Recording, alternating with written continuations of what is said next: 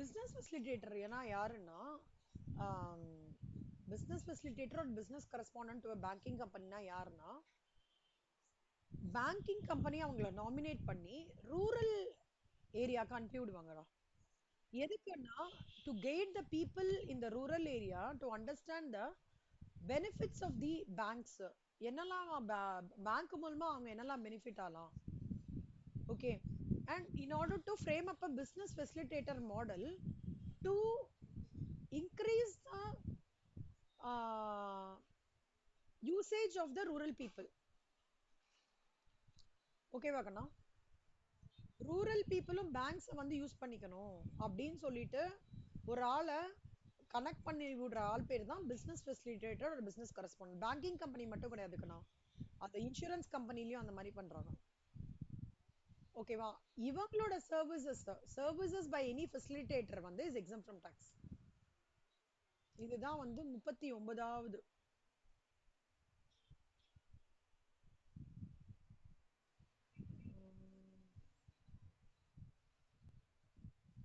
39.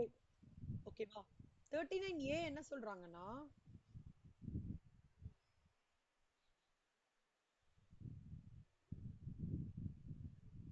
39A என்ன சொல்றாங்கன்னா ஒரு ஃபினான்ஷியல் சர்வீசஸ்க்கான இன்டர்மீடியரி மாதிரி ஒருத்தர் இருக்காருன்னு வச்சுக்கோங்க. அது செஸ் யூனிட்ல இருக்கு. செஸ் யூனிட்ல இருக்கு. அந்த செஸ் யூனிட்ல இருக்கிறதுக்கு international financial services centre status இருக்கு.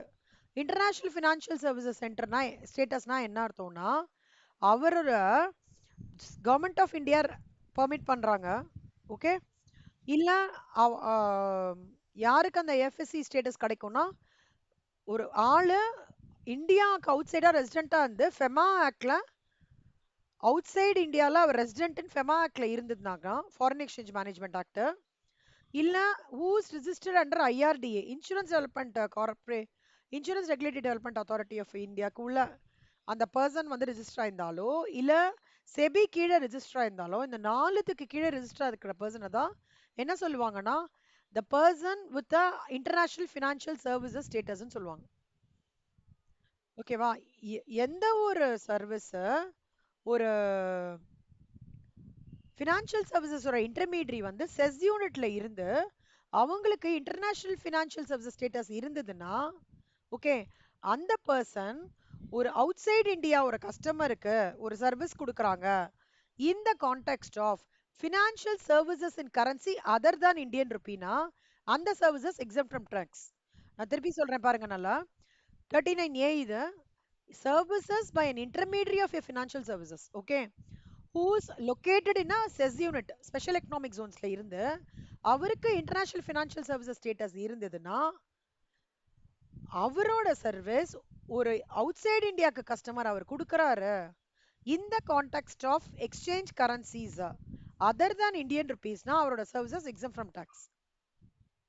இந்த ஐஎஃப்எஸ்சி ஸ்டேட்டஸ் யாரு அப்படின்னா who is permitted to by the government of India, who is permitted under FEMA Act, who is permitted under IRDA Act, who is permitted under SEBI. இது நாலுத்துலயும் அவர் வந்து register ஆயிருந்தாரு அப்படின்னா he is called as a person having international financial services status. ஓகேவா செல்லம்? இதுவும் இதுவும் இன்னைக்கு படிச்சிருங்க. Daily ரெண்டு ரெண்டு ப்ரொவிஷன் அவ்வளவுதான். அதுக்கு மேல படிச்சு உட்காரணும் பைத்தியம் முடிச்சிடும். ஓகேவா? மொத்தமாலாம் படிக்காதீங்கடா. மொத்தமா படிக்கிறதுலாம் சுத்தமா ரியலிஸ்டிக்கே கிடையாது. நான் சொல்லி கொடுக்கறதும் ரியலிஸ்டிக் கிடையாது, நீங்க படிச்சாலும் ரியலிஸ்டிக்கா இருக்காது. போர் அடிக்கும், அப்படியே பயாலஜி படிக்கிற மாதிரி இருக்கும். இதுதான் கண்ணா இன்னைக்கு, இதுதான் நீங்க படிக்கணும். இது முடிச்சிட்டோமா டன்னு.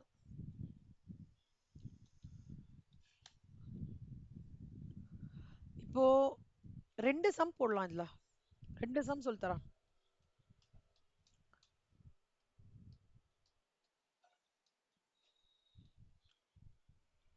ஆ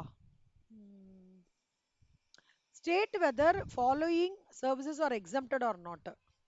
இப்ப பாருங்க கண்ணா, ஜெகதீஷ் ஜின்னு ஒருத்தர் இருக்கார், கோயில பூசாரியா இருக்காரு கண்ணா. ஒரு கோயில பூசாரியா இருந்து ஓகே அவரு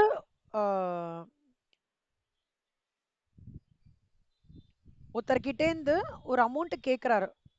கல்யாணம் பண்ணி வைக்கிறதுக்காக கேக்குறாரு. ஓகேவா? ஒரு பூசாரியா ஒரு கல்யாணம் பண்ணி வைக்கிறதுக்கு கேக்குறாரு. இல்ல ஒரு டெம்பிள் வந்து நான் அத கிளீனா சொல்றேன். ஒரு பூசாரிய கல்யாணம் பண்ணி வைக்கிறதுக்கு கேக்குறாரு. அதே மாரி ஒரு பெரிய இடத்துல யாகம் பண்றாங்க. யாகம் மாரி பண்றாங்க. அதுக்கு ஒரு ஆள் யாகம் பண்ணி அதாவது அந்த யாகம் பண்ற இடத்த வந்து ஒருத்தர் ரென்ட்டுக்கு விடுறாரு. Religious space for general public admitted there. ஓகேவா? அந்த மாதிரி விஷயங்கள் நடந்தா அது எக்ஸம்ப்டட் ஃப்ரம் டாக்ஸ். ஜெனரல் பப்ளிக்னா யார் வேணாலும் இரஸ்பெக்டிவ் ஆஃப் ரிச் புவர் எல்லாமே ஜெனரல் பப்ளிக். ரிலீஜியஸ் பிளேசஸ்னா அங்க வந்து அமைதியா மெடிடேஷன் பண்றதோ பண்றாங்கல்ல அதெல்லாம் எக்ஸம்ப்ட் ஃப்ரம் டாக்ஸ். சூப்பர். அந்த என்ன ராகு பூஜை எல்லாம் பண்றாங்களேடா அதானே? ஓகே, நீங்க போயிட்டு வந்தீங்களா? ஓ, ஓகே ஓகே. சோ அந்த இடம் எல்லாமே எக்ஸம்ப்ட் ஃப்ரம் டாக்ஸ் கண்ணா. ஆனா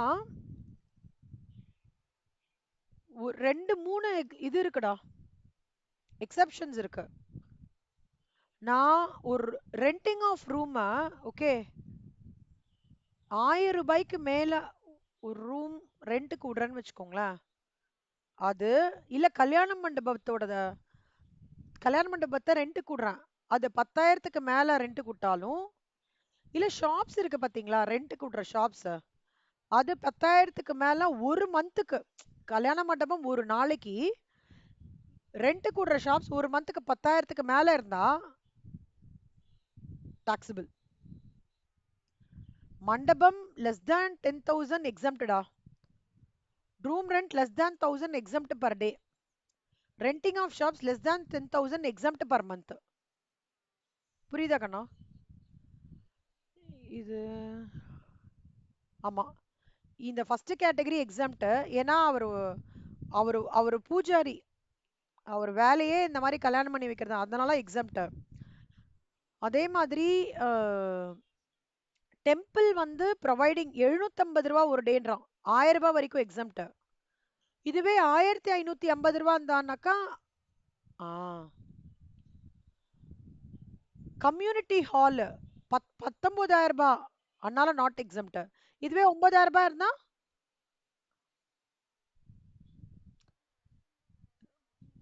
19,000 ரூபாய். அதாவது இந்த மண்டபம் கம்யூனிட்டி ஹால் 10,000க்கு மேல இருந்தா டாக்ஸபிள் கண்ணா. நாட் எக்ஸம்னா டாக்ஸபிள். ஒருவேளை இது 19,000 ரூபாய் இல்லாம 9,000 இருந்ததுன்னா 9,000 9,000. ஆ அது ஞாபகம் வச்சுக்கணும் கண்ணா. இது வந்து எதுல வருதுன்னா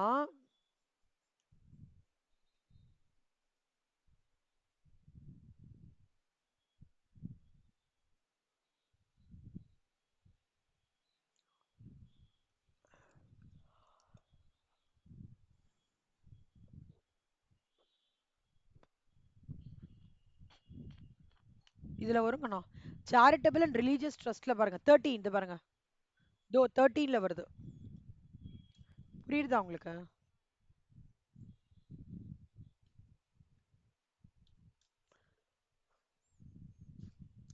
சம்ஸ் வச்சு அப்படியே கனெக்ட் பண்ணி படிக்கலாம். ஆனா ப்ரொவிஷன் எல்லாம் படிப்பேன், எல்லாம் நான் சொல்லி தருவேன், நீங்களும் நல்லா பயாட் பண்ணிட்டுங்க. IDT you have to prepare from the point of view of final, not inter.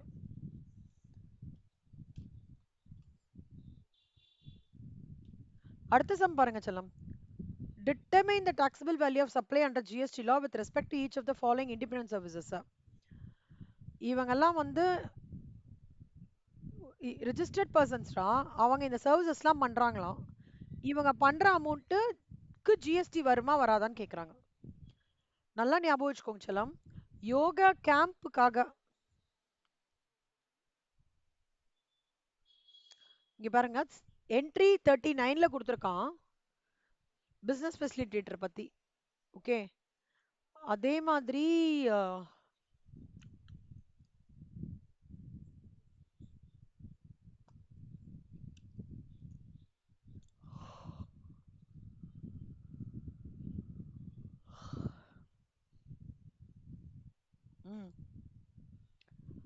Providing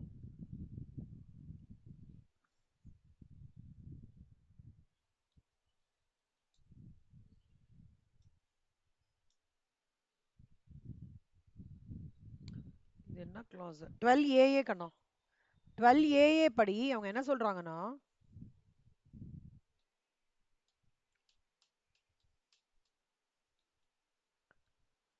12 AA படி என்ன சொல்றாங்கன்னா யோகா கேம்ப் ஒரு சேரிட்டபிள் டெஸ்ட் கண்டக்ட் பண்றாங்கன்னு வச்சுக்கோங்க கண்ணா அது எக்ஸம்ட் யோகா கேம்ப் ஓகேவா அதே மாதிரி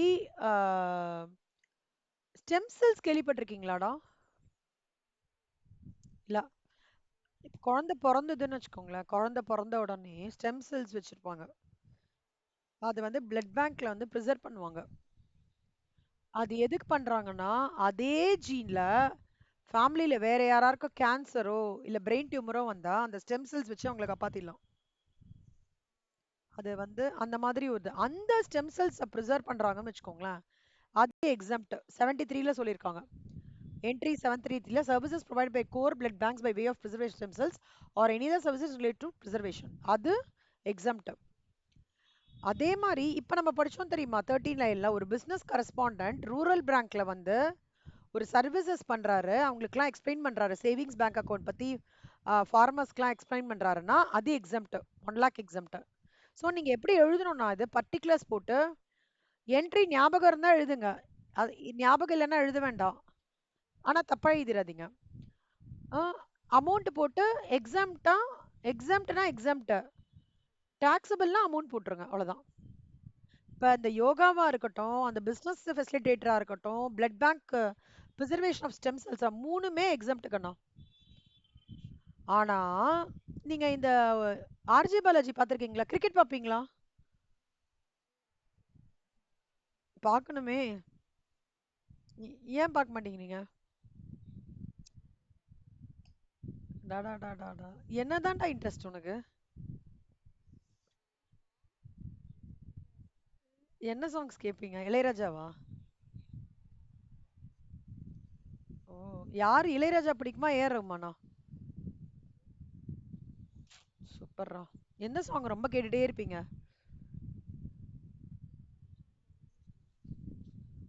இந்த பம்பாயில உயிரே உயிரே ஆ, வேற என்னடா இப்போ ரீசெண்டா வந்தது இல்லடா ஏஆர் ரஹ்மானோடது ஏஆர் ரஹ்மானோடது ஒன்று வந்ததேடா சை ரீசெண்டா ஏஆர் ரஹ்மானோடது வந்தது என்னது சாங் ஏய் இதுதான் தக் லைஃப்ரா தக் லைஃப்ல அந்த கமல் படம்டா கமல் படம் முத்தமழை எங்கு கட்டிக்க ஃபேமஸ் ஆச்சுல்ல சின்மயி சின்மயி இப்போ இப்ப இவங்க சின்மயிலாம் ப்ரோக்ராம் பண்றாங்கல்ல கண்ணா சின்மயி ப்ரோக்ராம் பண்றதுக்கு டிடி தெரியுமா டிடி விஜய் டிவி அவங்க வந்து கமெண்ட் கொடுக்குறாங்கன்னு வச்சுக்கோங்க அந்த கமெண்ட் கொடுக்குற சர்வீசஸ்லாம் டாக்ஸபிள் இதே மாதிரி இப்போ வந்து சினிமால அவங்க சினிமா டீமே ஸ்போர்ட்ஸ்க்கு வராங்க தெரியுமா தோனி தெரியுமா கோலி தெரியுமா அஸ்வின் தெரியுமா உங்களுக்கு யாருக்கு ரொம்ப பிடிக்கும் கோலி ரொம்ப பிடிக்கும் இப்போ இந்த இந்தியா மேட்ச் எல்லாம் வந்து இந்தியா கிரவுண்ட்ல வந்து விளையாடும் போது ஆர்ஜே பாலாஜி நிறைய பேர் ஸ்ரீகாந்த் அந்த மாதிரிலாம் வந்து நிறைய பேர் கமெண்ட் கொடுக்குறாங்கல்ல இந்த ஹிட் பண்ணிட்டாங்க 6 பால்ஸ் ரொம்ப நல்லா வெறித்தனமா ஆடிட்டு இருக்காங்களா அவங்களுக்கு அவங்க அமௌண்ட்லாம் taxable they are all coming under the purview of GST புரியுதா ஸோ அடுத்த வாட்டி கிரிக்கெட் பார்த்தீங்கன்னா ஒருவேளை இதெல்லாம் ஞாபகம் வச்சுக்கோங்க ஜிஎஸ்டி பர்ஸ்பெக்டிவ்ல எப்படி அவங்களதுலாம் சார்ஜ் ஆகுறது அப்படிலாம் ஞாபகம் வச்சுக்கோங்க இல்லஸ்ட்ரேஷன் 3 4 இன்னைக்கு போதும் இது மட்டும் ஹோம்ஒர்க் போடுங்க ஹோம்ஒர்க் போடும்போது எப்படி போடணும்னா கொஷின் படிச்சுட்டு ஆன்சர் எழுதும்போது என்ட்ரி 1 எழுதணும் என் 39 நீங்க ஆல்ரெடி ரிவைஸ் பண்றதா இருந்தா அதோட கிரக்ஸ் எழுதிட்டு எழுதுங்க 73யோடது இங்க படிச்சுட்டு கிரக்ஸ் எழுதணும் நம்மளுக்கு சொல்ல முடியாது சொல்லமா இந்த இல்லஸ்ட்ரேஷன் கிட்டத்தட்ட 10 15 இருக்கு அதுல இருந்தே வந்தா கேக் வாக்கு வராம இருந்ததுன்னு வச்சுக்கோங்களேன் நான் அப்ப ஃபுல்லா கவர் பண்றதுல இருந்து நீங்க எடுத்து பண்ற மாதிரி இருக்கும் ஓகேவா? அதுக்காக நம்ம ஃபுல்லா படிக்க முடியாது. எல்லாத்துலயுமே ஒரு லிமிட்டோட படிச்சுட்டு ஓட அண்டர்ஸ்டாண்டிங் வச்சுக்கணும். அந்த அண்டர்ஸ்டாண்டிங்க we have to incorporate it in the sums. புரியுதா?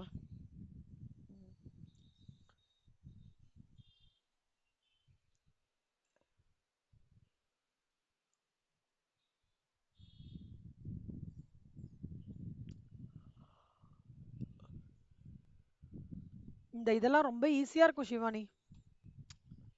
1 ஹவர் உட்காந்தா டப்புன்னு முடிச்சிடலாம் நம்ம. இப்போ காம்போசிஷன் லிவி சி நியர்லி ஒரு 10 இல்லஸ்ட்ரேஷன்ஸ் இருக்கு. டெய்லி 2 பார்க்கலாம். எக்ஸாம்ஷன் 2 பார்க்கலாம். ஓகேவா? ஸோ காம்போசிஷன் லிவின்ற ஒரு கான்செப்ட் இருக்கா? அது எதுக்குன்னா for the small tax player whose turnover is up to prescribe limit. Composition already நான் உங்களுக்கு சொல்லியிருக்கேன். காம்போசிஷன் லிவியோடது வந்து கூட்ஸை பொறுத்த வரைக்கும் 1.5 crores, சர்வீசஸ் பொறுத்த வரைக்கும் 50 lakhs. ஸோ இந்த காம்போசிஷன் லிவி இருக்கிறவங்களுக்கு ஆல்ரெடி இந்த லிமிட் இருக்கிறவங்களுக்கு ஐடிசி கிடையாது, இன்புட் டாக்ஸ் கிரெடிட் எங்களுக்கு கிடையாது. ஓகே, காம்போசிஷன் லிவி அப்படின்றது வந்து எதுக்குன்னா கொஞ்சம் சிம்பிளிசிட்டி, அவங்களுக்கு ஸ்மால் டாக்ஸ் பேயர்ஸ் ரொம்ப காம்ப்ளிகேட் பண்ண வேண்டாம், கொஞ்சம் ஈஸியாக வச்சுக்கலாம்னு சொல்லிட்டு எடுத்துன்னு வந்த மெத்தட் தான் composition levy method of taxation.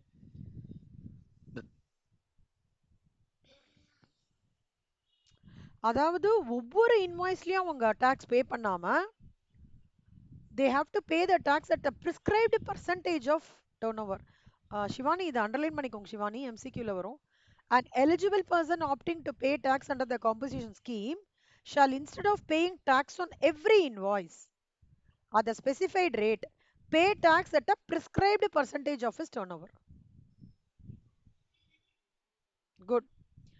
Advantages of composition scheme, disadvantages. Advantages என்னன்னா lesser complaints கடா, limited tax liability, high liquidity. Disadvantages என்னன்னா டீலரால இன்ட்ரஸ்டேஜ் டிரான்சாக்ஷன்ஸ் பண்ண முடியாது. அதே மாதிரி பெரிய டிஸ்அட்வான்டேஜ் இன்புட் டாக்ஸ் கிரெடிட் கிடையவே கிடையாது அவங்களுக்கு. Composition levy tax payers are not eligible for input tax credit, ஞாபகம் வச்சுக்கோங்க.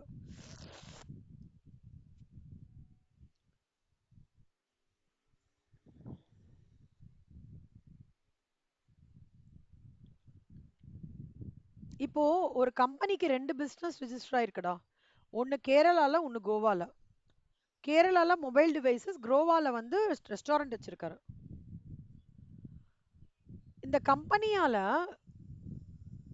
காம்போசிஷன் ஸ்கீம் வந்து அவைல் பண்ண முடியாது கேரளாக்கு. But opt to pay taxes under the regular scheme for the registration in Goa. ஏன்னா இந்த ரெஸ்டாரண்ட்ஸ்க்குன்னு ஒரு கிளாஸ் இருக்குடா, அதை நான் எடுக்கிறேன். காம்போசிஷன் ஸ்கீம் அந்த ரெஸ்டாரண்ட்டுக்குன்னு சில கிளாஸ் இருக்கு. ஸோ இவங்களால இதுக்கு தான் அப்ளை பண்ணிக்க முடியுமே தவிர ரெஜிஸ்டர்ட் இன் கேரளா பண்ண முடியாது. சாப்பாட்டுக்கு தனியா அவங்க ஒரு எக்ஸப்ஷன் மாதிரி கொடுக்குறாங்க composition லிவில.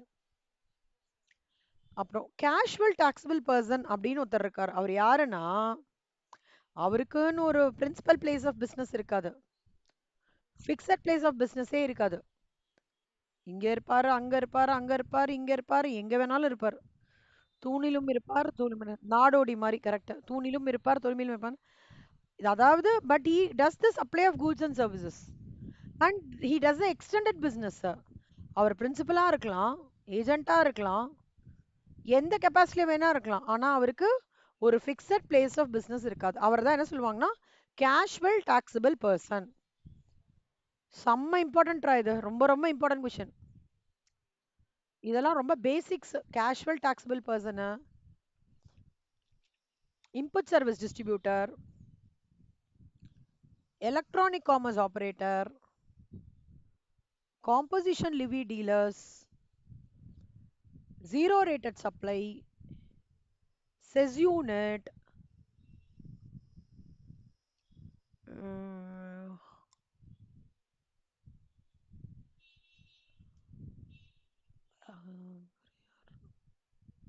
reverse charge mechanism. Very good.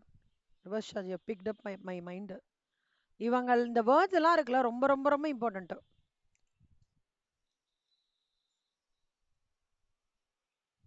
இப்போ இந்த காம்போசிஷன் ஸ்கீம் யாரெல்லாம் பண்ணக்கூடாது அப்படின்னு சொல்றாங்க சர்வீசஸ்? காம்போசிஷன் ஸ்கீம் எலிஜிபிள் யாருனானா, சப்போஸ் யாருக்கெல்லாம் எலிஜிபிள் என்னன்னா, அந்த கூடு வந்து டாக்ஸ் பிராக்கெட்லயே வரலன்னா அவன் எலிஜிபிள் கிடையாது. இன்ட்ரஸ்டேட் ட்ரேட் பண்றாங்கன்னா அவனுக்கு எலிஜிபிள் கிடையாது. அண்ட் எலக்ட்ரானிக் காமர்ஸ் ஆப்ரேட்டர் மூலமா ஒரு டிரான்சாக்ஷன் நடக்கிறதா அவங்களுக்கு அப்ளிகபிள் கிடையாது. அதாவது அப்ளிகபிள், ஆனா அவர் he subject to some formalities conditions go through பண்ணும். அதே மாதிரி the restrictions imposed on registered persons engaged in supplying goods to electronic commerce operator from opting to pay has been removed. செல்லம்மா சாரிடா செல்லம்மா, எலக்ட்ரானிக் காமர்ஸ் ஆப்ரேட்டருக்கு உண்டுடா 1/10/2023 உண்டு, மறந்துட்டா sorry. இந்த C எடுத்துருங்க. அதே மாதிரி notified கூட்ஸ்னு ஒரு லிஸ்ட் இருக்குடா, நான் சொல்றேன் அது. அந்த ஒரு மேனுஃபேக்சர் இருந்தா கிடையாது. டாக்ஸபிள் கேஷுவல் டாக்ஸபிள் பர்சனுக்கோ நான் ரெசிடென்ட்டுக்கோ கிடையாது. புரியுதா செல்லம்மா? அதாவது ஒருத்தருக்கு ஒரு கூடு ஒரு சர்வீஸ் இருக்கு, அந்த சர்வீஸ் டாக்ஸ் ப்ராக்கெட்லயே வரலன்னா அங்க காம்போசிஷன் ஸ்கீமே கிடையாது. இன்ட்ரஸ்டேட் பண்ணா கிடையாது. இந்த நோட்டிஃபைட் கூட்ஸ்ல 17 ஐட்டம் இருக்குடா, நான் காமிக்கிறேன்.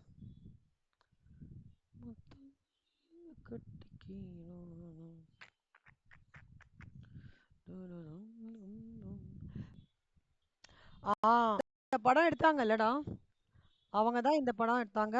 ஃபுல்லா கிராஃபிக்ஸ் ஏஐ ஃபுல்லா யூஸ் பண்ணிருக்காங்க.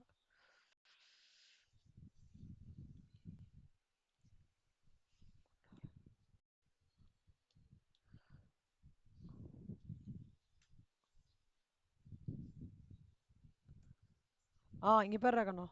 17 இது பான் மசாலா, டொபேக்கோ, நோட்டிஃபைட் கூட்ஸ்னு சொல்லிட்டு ஒரு 17 ஐட்டம் இருக்கு. எரேட்டட் வாட்டர் ஃபர்ஸ்டே உங்களுக்கு 17. இங்க பாரு, ஐஸ்கிரீம், எடிபிள் ரைஸ், பான் மசாலா, டொபேக்கோ, எரேட்டட் வாட்டர், அந்த மாதிரி. ஐயோ சாரி, 17 ஐட்டம் இல்ல, 7 ஐட்டம். எரேட்டட் வாட்டர், பான் மசாலா, மசாலா ப்ராடக்ட்ஸ், டொபேக்கோ, அந்த மாதிரி ஒரு 7 ஐட்டம் இருக்கு. அதெல்லாம் தான் நோட்டிஃபைட் குட்ஸ். அதோட மேனுஃபேக்சர் இருந்தானா காம்போசிஷன் ஸ்கீம் பண்ண முடியாது.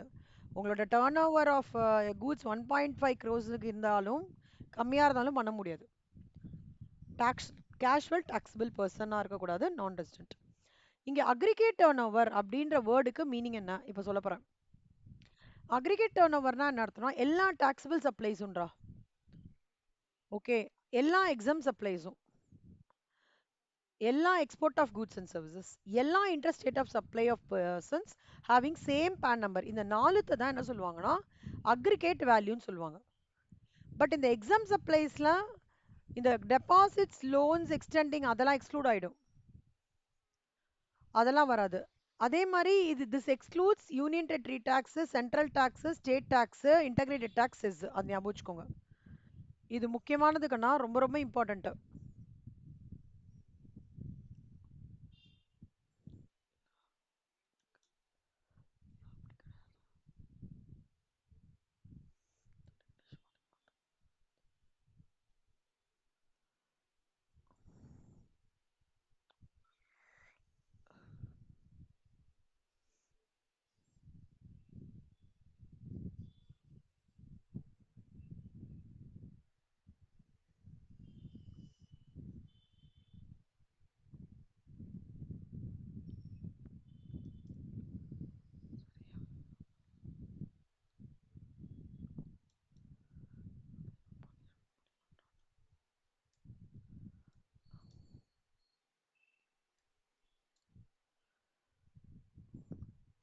இங்க பாருங்க கண்ணா, இது எழுதிக்கோங்க சிவானி, நான் சொல்றதை எழுதிக்கோங்கடா. காம்போசிஷன் இது எதுக்குன்னா, டு நோ அதாவது procedure of claiming composition levy எழுதிக்கோங்க. Claiming composition Livy.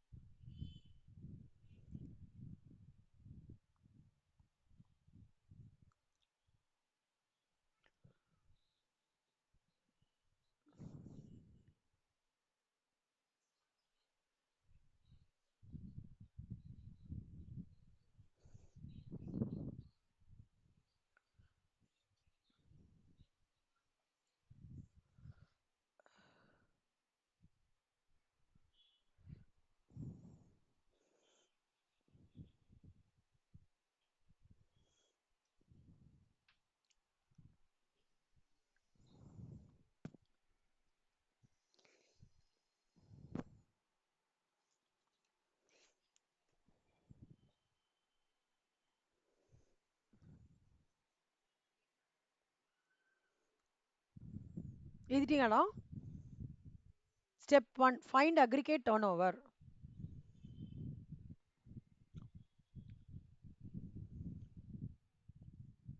இதெல்லாமே எழுதிட்டீங்களா? Apply the rule and solve. Okay, right. இப்போ supply of goods and services, supply of goods and restaurant சர்வீசஸ்ன்னு வச்சுக்கோங்களேன். ரெஸ்டாரண்ட், அவுட்டோர் எல்லாருமே லொகேஷன் இந்த இதெல்லாம் இருந்ததுன்னு வச்சுக்கோடா. மோஸ்ட்லி நார்த் ஈஸ்டர்ன் ஸ்டேட்ஸ்னா த்ரெஷோல்ட் லிமிட் வந்து 75 lakhs. ரிஜிஸ்டர்ட் பர்சன் அவரோட aggregate turnover preceding financial இயர்ல த்ரெஷோல்ட் லிமிட் எக்ஸீட் பண்ணலைன்னா அப்போ he may opt to pay an amount of tax at such rate. Aggregate turnover did not exceed the threshold limit now. 75 lakhs. Other states na 1.5 crores. ஓகேவா கண்ணா? சிவானி எனக்கு ஒரு help பண்ணுங்களேன். Aggregate turn over ஓட மீனிங்கை எழுதுங்களேன். சின்ன note எடுத்துக்கோங்க. இல்ல இல்ல, பெரிய நோட்டே எடுத்துக்கோங்க. பெரிய நோட் எடுத்துக்கோங்க.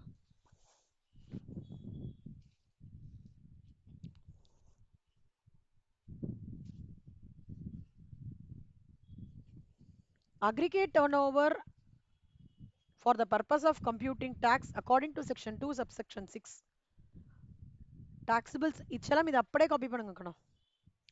7 மார்க்ஸ் சம் ஒன்று வருடா.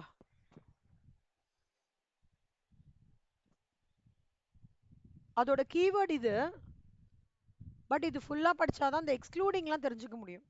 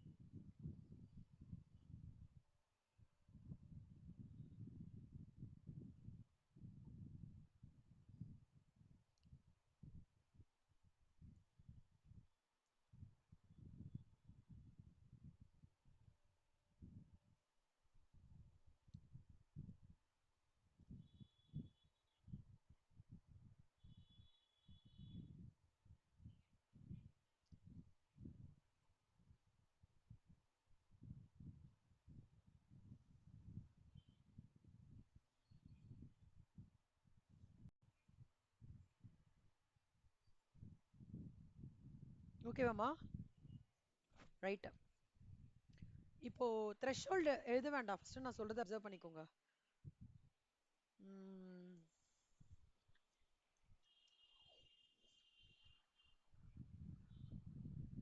அதாவது இந்த கன்சம்ஷன் ஸ்கீம் காம்போசிஷன் ஸ்கீம் நீங்க அவைல் பண்ணிக்கணும்னா இந்த டர்ன் ஓவர் இந்த அஃபோர்ஸ்ட் லிமிட்ல எக்ஸீட் ஆயிடக்கூடாது. இந்த அஃபோர்ஸ்ட் லிமிட் எக்ஸீட் ஆயிடுச்சுன்னா நீங்க டாக்ஸ் பே பண்ணும். அதிகமா போயிடுச்சுன்னா டாக்ஸ் பே பண்ணும். 1.5 crores விட அதிகமா போச்சுன்னா டாக்ஸ் பே பண்ணும்.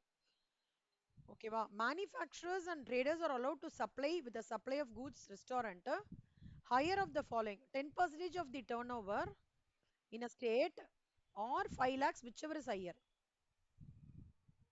ஒரு supply of services manufacturers trade பண்றதுக்கான லிமிட் என்னன்னா அவங்களோட டர்ன் ஓவருக்குள்ள 10% இல்ல 5 lakhs whichever is higher. ஓகேவாமா? அதே மாதிரி இது print out எடுத்துட்டாலும் okay.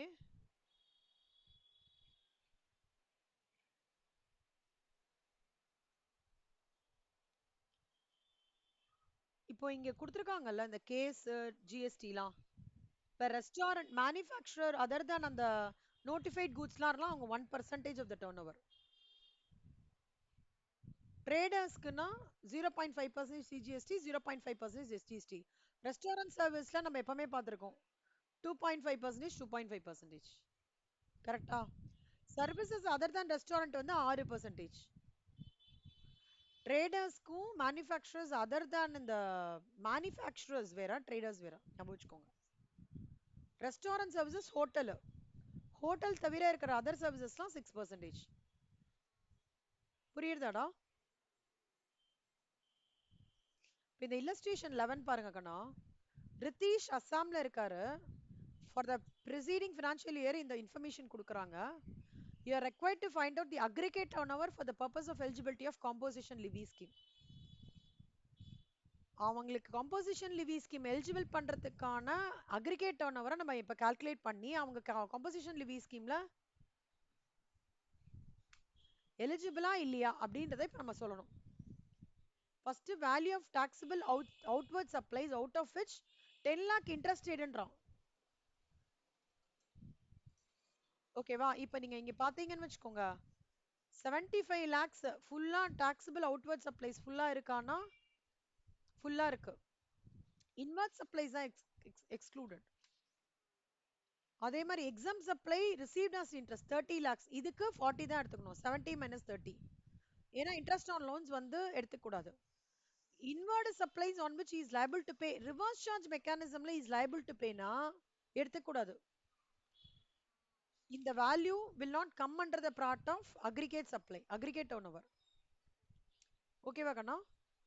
Inward supplies எடுத்துக்கூடாது. இங்க பாருங்க excluding the value of inward supplies எடுத்துக்கூடாது. வேல்யூ ஆஃப் எக்ஸ்போர்ட்ஸ் ஃபுல்லா எடுத்துக்கணும். அப்பனா எனக்கு காம்போசிஷன் லிவிக்கு நான் கால்குலேட் பண்ண போற டோட்டல் அமௌண்ட் ஆஃப் 122 lakhs எனக்கு காம்போசிஷன் ஸ்கீம்ல வந்து எலிஜிபிளா இல்லையான்னு எப்படி பார்க்க முடியும்? அதுக்கு தான் இங்க சொல்றாங்க இவங்க வந்து அஸ்ஸாமோட பர்சன்னா இந்த கேட்டகரியில வராங்களான்னு பார்க்கணும். இவங்க இந்த கேட்டகரியில வரல. So a registered person of Assam எப்போ அவன் காம்போசிஷன் ஸ்கீம்ல எலிஜிபிள் ஆகலாம்? அவனோட அக்ரிகேட் டர்ன்ஓவர் 1.5 crore எக்ஸீட் ஆகக்கூடாது. அப்ப இது 1.5 crore எக்ஸீட் ஆகிறதா இல்லையா? எக்ஸீட் ஆகிறதா? எப்படிடா 122 lakhsன்றதை எப்படி crores கன்வெர்ட் பண்ணுவீங்க?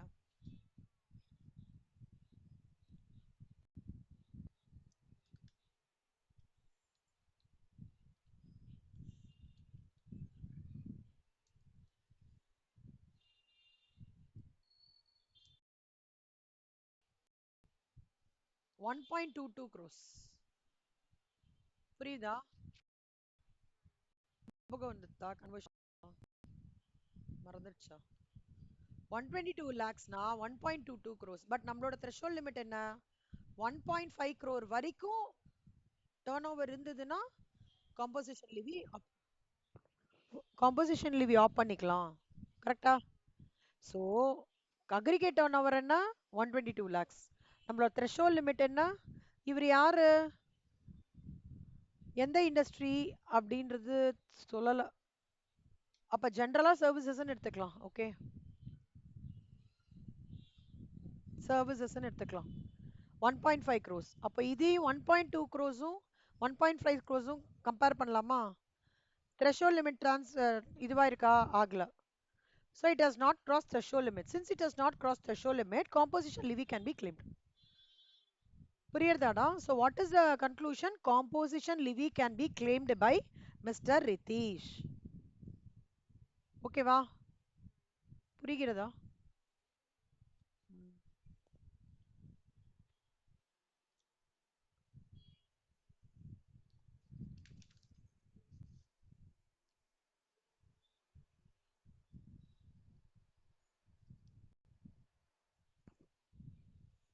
செல்லம் இந்த எஃப்ஏக்யூஸ்லாம் ஒன்றும் இல்லடா, திருப்பி அதே தாண்டா சொல்லியிருப்பாங்க. நீங்க இந்த எஃப்ஏக்யூஸ் கோத்ரூ பண்ணிக்கோங்க.